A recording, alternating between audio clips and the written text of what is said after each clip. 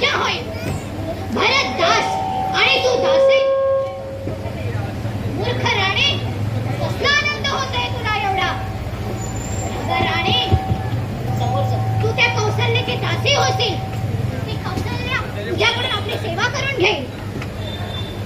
राणे, सवत कितीही गोड असली तरी ती विषारी नागिनच. जे महाराज दशरथ तुझ्या मागे पुढे करायचे, त्यांनी तुला न सांगताच आपल्या प्रिय भरत आणि शत्रुघ्नाला आजोळी पाठवले आणि रामाचा राज्याभिषेक ठरविला. राणी, राम राजा हो नाही तर भरत, मी तर दासीत राहील ना. मला तुझ्याकडे पाहून वाईट वाटते राणी, वाईट वाटतं. कारण तू माझ्या अंगा खांद्यावर खेळली आहेस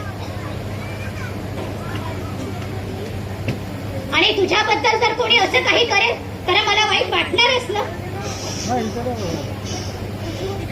पण आता वेळ आली आहे राणी ते 2 वर मागण्याची. कुठले 2 वर? तेच 2 वर माग राणी, ते 2 वर माग. आठवतं तुला? तूच मला सांगितलं होतं ना, जेव्हा इंद्र आणि असुर यांचे युद्ध झाले होते तेव्हा तू दशरथांची सारथी झाली होतीस.